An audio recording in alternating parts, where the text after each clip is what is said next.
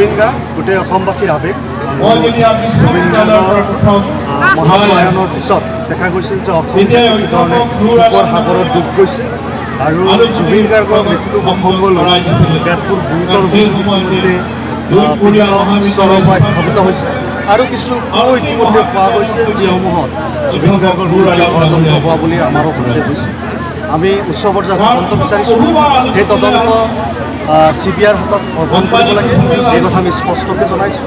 আৰু আমি এআইডিএফ দলৰ তৰফৰ পৰা জুবিন গাৰ্গৰ দেহান্তটো পানী নসৰকাকৈ আৰু কোনো ধৰণৰ ভুল হৈ নোযোৱাকৈ এই তদন্ত প্ৰক্ৰিয়াটো সমাপন হ'ব লাগে আৰু যিধৰণে ক্ষীপ্ৰ গতিত এই তদন্ত দোষী কৰায়ত্ব বা সন্দেহযুক্ত লোকক কৰায়ত্ব কৰিব লাগিছিল, সেইটো এতিয়ালৈকে হৈ উঠা নাই।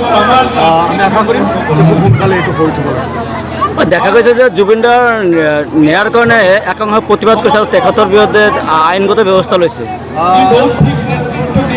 জুবিন গাৰ্গৰ মৃত্যুৰ পিছত তেওঁৰ যিসকল অনুৰাগী তেওঁলোকে প্ৰতিবাদ কৰি আছে আৰু এইটো আমাৰ দুৰ্ভাগ্য যে জুবিন গাৰ্গৰ নিচিনা ব্যক্তিৰ মৃত্যুৰ পিছত তেওঁ ন্যায় বিচাৰি আমি প্ৰতিবাদ কৰিব। এই প্ৰতিবাদৰ প্ৰতি আমি সমৰ্থন ব্যক্ত কৰিছোঁ আৰু দেখা গৈছে যে অজয় ফুকন আৰু বিক্ৰম দাস নামৰ দুজন যুৱক আৰু এই দুই যুৱকক NSAৰ অধীনত গ্ৰেপ্তাৰ কৰা হ'ল আৰু তেওঁলোকৰ বিৰুদ্ধে NSA অতি ষড়যন্ত্ৰমূলকভাৱে NSA লুকুৱা হ'ল বুলি আমি অভিযোগ আনিছোঁ। কাৰণ NSA ইতিমধ্যে দেখা গৈছে যে NSAটো সদায় ৰাজনৈতিক স্বাৰ্থৰ কাৰণে ব্যৱহাৰ কৰি থকা হৈছে। ইতিপূৰ্বে অখিল গগৈৰ বিৰুদ্ধে NSA তেওঁক বহুকাল জেলৰ ভিতৰত বন্দী কৰি ৰাখিছিল। বৰ্তমান হাজী আমিনুল ইছলাম চাহাবক NSA লগাই 5 মাহতকৈ অধিক দিন ধৰি তেখেতক জেলত বন্দী কৰি ৰাখিছে আৰু শেহতীয়াকৈ এইটো উঠি অহা যুৱকৰ বিৰুদ্ধে NSA লগাই চৰকাৰে নিজৰ হাতত থকা ক্ষমতাৰ এইটো অপপ্ৰয়োগ কৰিছে আৰু এই কথাটো অসমবাসী জনাবলৈ উচিত যে চৰকাৰে ক্ষমতা অপপ্ৰয়োগৰ জৰিয়তে অসমত কি কৰিব বিচাৰে। অসমক পুলিচ ৰাজ্য বনাবলৈ অসমত ভেক এনকাউণ্টাৰৰ পৰা আৰম্ভ কৰি এই ধৰণৰ NSAৰ অপপ্ৰয়োগলৈকে কৰি আছে। কেন্দ্ৰীয় চৰকাৰে ED হওক বা অন্যান্য যিসমূহ স্বতন্ত্ৰ সংস্থা আছে এই সংস্থাসমূহক নিজৰ স্বাৰ্থত ব্যৱহাৰ কৰিছে। আজি দেখা গৈছে যে ভাৰত চৰকাৰে বা অসম চৰকাৰে BJPয়ে নিৰ্বাচন আয়োগক নিজৰ স্বাৰ্থত ব্যৱহাৰ কৰিছে।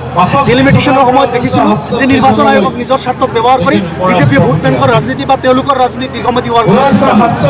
আজি দেখা গৈছে NSAটোক তেওঁলোকে তেনেকুৱা কৰিব নেকি? গতিকে এই সকলো বিষয় লৈ আমাৰ সন্দেহ আছে আৰু এই NSA ৰাজনৈতিক ষড়যন্ত্ৰমূলকভাৱে ব্যৱহাৰ কৰা বন্ধ হওক, এই দাবী আমি AUDFৰ পৰা কৰিছোঁ।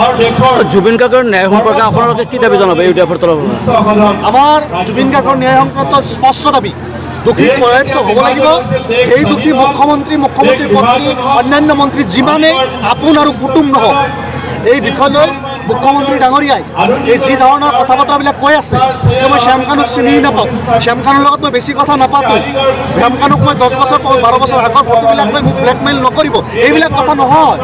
এইবিলাক কথা নহয়। শ্যাম কানু মহন্ত তেওঁলোকৰ পৰিয়াল আপোনালোকৰ ঘৰৰ আপোন, আপোনালোকৰ চৰকাৰৰ আপোন, আপোনালোকৰ মন্ত্ৰী বিধায়ক সকলোৰে লগত তেওঁলোকৰ হলি গলি আছে। এই কথা বতৰাবিলাক মানুহক বেছিকৈ ক'বলৈ বাধ্য নকৰাব। সন্মুখত ছাব্বিছত নিৰ্বাচন আহি আছে, মানুহে সিদ্ধান্ত ল'ব। জুবিন গাৰ্গৰ ন্যায় পাব লাগিব। জুবিন গাৰ্গৰ হত্যাৰ তদন্ত যদিটো হত্যা কৰা হৈছে তাৰ তদন্ত হ'ব লাগিব। মৃত্যু কেনেদৰে হ'ল অসমৰ জনগণে প্ৰতিটো কথা আখৰে আখৰে জানিব লাগিব, প্ৰতিটো শব্দ তেওঁলোকে জানিব লাগিব যে এই ধৰণে তেওঁলোকৰ লগত কি হৈছিল। গতিকে এই বিষয়টো সকলো পানী নৰখাকৈ এই তদন্ত